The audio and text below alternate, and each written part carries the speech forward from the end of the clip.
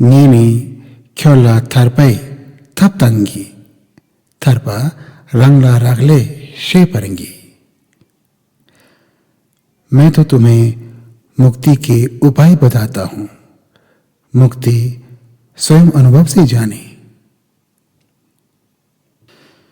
इस संसार के लगभग सभी धर्मों ने मनुष्य को किसी न किसी शक्ति के अधीन माना और मनुष्य जीवन व कर्मों को परतंत्र जाना, जिससे मनुष्य में एक हीन भावना ने जन्म लिया और मनुष्य के भिन्न भिन्न समुदायों ने अपनी श्रेष्ठता प्रमाणित करने के लिए अगणित युद्ध किए।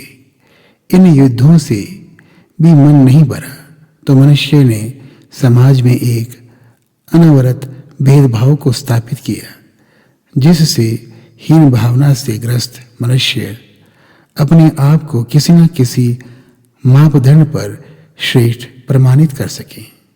किसी शक्ति, किसी व्यक्ति, किसी काल्पनिक ईश्वर के अधीन होने की भावना से हम अपनी मौलिक स्वतंत्रता खो देते हैं, जबकि हम स्वतंत्र हैं। इसी मानसिक विरोधाभास से हमने समाज में कई विकारों को जन्म दिया, कई कुरीतियों को, कई कुप्रथाओं को जन्म दिया, ताकि हम किसी न किसी मापदंड पर अपनी हीन भावना से मुक्त हो सके। बुद्ध ने मानव इतिहास में पहली बार यह घोषणा की कि मनुष्य, पशु व समस्त चराचर अपने आप में स्वतंत्र है, विलक्षण है। किसी की भी तुलना एक दूसरे से नहीं हो सकती। अतः बुद्ध कहते हैं, मनुष्य अपने समाज की मान्यताओं के बंधन में है। उससे मुक्त होना भी स्वतंत्र होने की यात्रा है। हम व्यक्तिगत पूर्वाग्रह के बंधनों से बंधे रहते हैं। अतः अपने पूर्वाग्रह के अतिरिक्त हमें कुछ न दिखना भी बंधन है, अंधापन है। अतः इससे मुक्त होना भी अनिवार्य है। ग्रंथों, शास्त्रों से प्राप्त ज्ञान यदि व्यवहार में ना हो, लोक कल्याण के लिए ना हो, तो वह शास्त्र शस्त्र बन जाता है। वह ज्ञान नहीं, विष है, पाखंड और आडंबर की अभिव्यक्ति है। बुद्ध कहते हैं, इस संसार के सभी चराचर स्वतंत्र हैं, कोई भी किसी के अधीन नहीं है, वरन हम परस्पर निर्भर हैं। एक के होने पर दूसरे का होना है। मनुष्य अपनी भावनाओं से बंधा होता है, पांडित्य से बंधा होता है, इच्छाओं से बंधा होता है। ये सभी दुख के जनक हैं।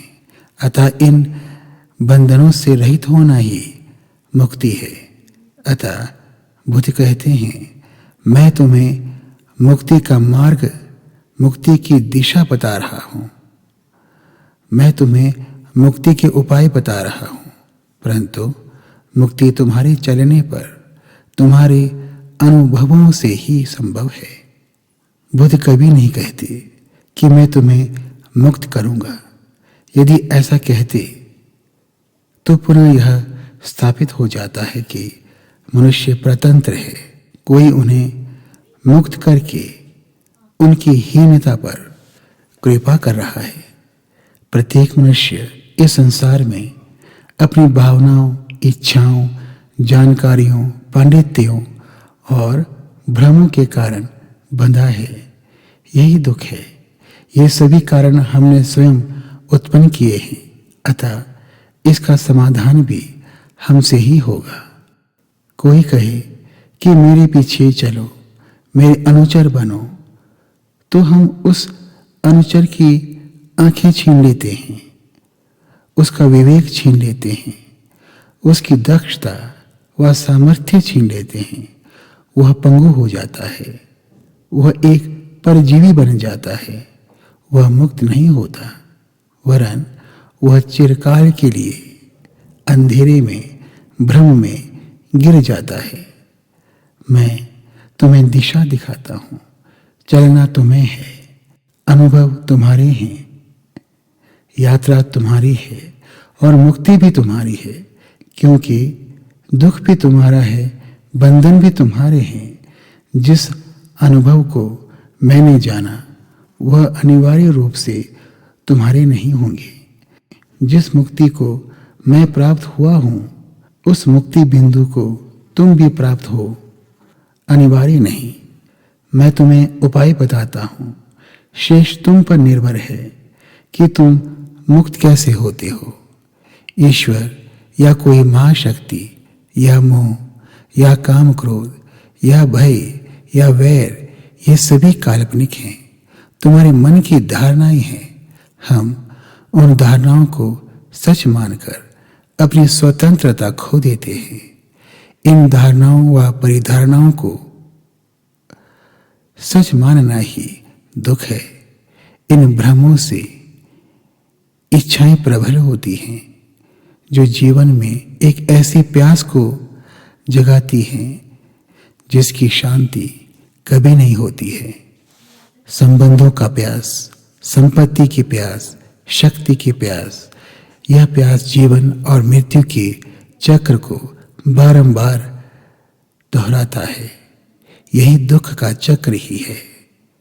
इस दुख के चक्र से परिवर्तित होकर अपनी मूल स्वतंत्र स्वभाव को जानने का पल ही धम्म चक्र परिवर्तन है।